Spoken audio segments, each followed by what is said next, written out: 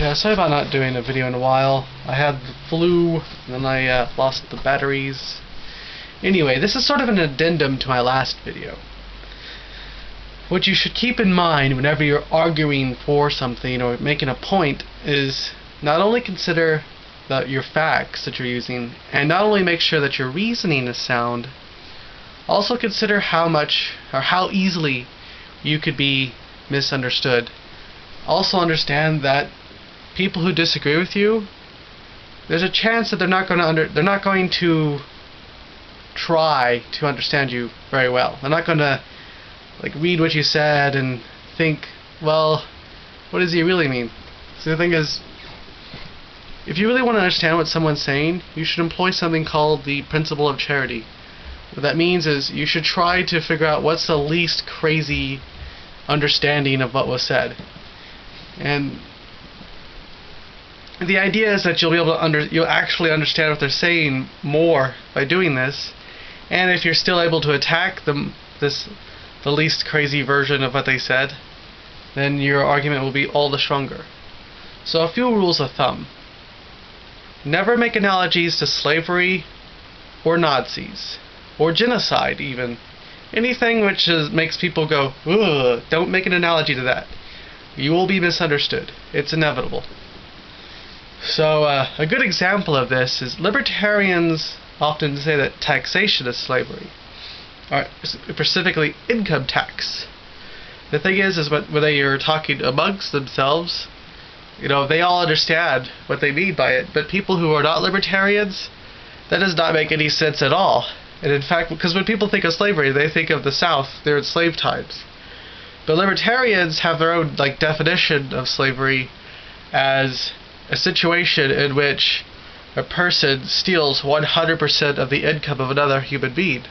Hence, since they see taxation as forcible removal of money and stuff, because it seems like it is, income tax is at least partially slavery. So if 20% of your money is taken through income tax, they would say that is you're 20% in slavery. They're not literally saying that the government enslaves people and that the government going to come and whip you and break up your family. They're not trying to say that taxation is like what slavery was in the Deep South. They're saying that slavery is stealing of income and income tax is stealing of income. So see that just confuses people. They should just stick to the idea of it's your income, you shouldn't, it's not good that other people could just take it. Bringing in slavery is just going to confuse people. And pretty much any time people make analogies to slavery and Nazis, it's a similar deal. People who agree with them understand the analogy, people who don't just get really confused. And yeah, on the topic of people who disagree with you, who identify as a different ideology, not trying very hard to understand what you were actually trying to say, I have another example. Rand Paul. Rand Paul made the argument that there has to be some kind of laws regarding marriage, otherwise people will marry animals.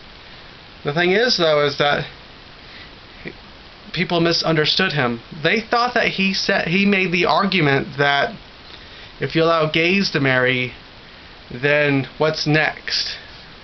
People marrying animals? That was not his argument at all. And even when he pointed out, hey, that's not what I was saying, man, no one believed him, or not very many people believed him. They still thought that he thinks this.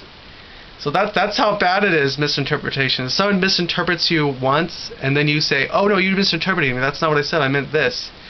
They're going to be like, oh, nuh-uh, you really mean this, even though you say that I'm misinterpreting you. This is why talking politics with people is really difficult, because they seem to be more interested in ideology than in the facts, the truth. Which is why I just hate politics in general. Not to go too much on a tangent, but Fox News is really bad. People actually think that what Common Core is teaching students that all answers are correct, and math is just whatever. You can just do whatever, 2 + 2 = fish, 'cause I like fishes. You got an A, Timmy. That's not Common Core, but I constantly come across people who think that's what Common Core is. So there's an example right there of you really need to try to understand something before you attack it. You really try to you can't rely solely on sources of information which are against the thing. So with Common Core, you should not rely entirely on anti-Common Core sources for your information about Common Core, because you might be what's within what Jon Stewart calls bullshit mountain. So you really need, or an echo chamber. So you should avoid echo chambers in general. But yeah. And I also, in terms of my own clarity and clearness, I did mention it offhand in my last video, but I want to make it very, very, very clear that I really don't support Bundy or his militia at all. I think they're, I don't want to curse, I'll just say freaking lunatics.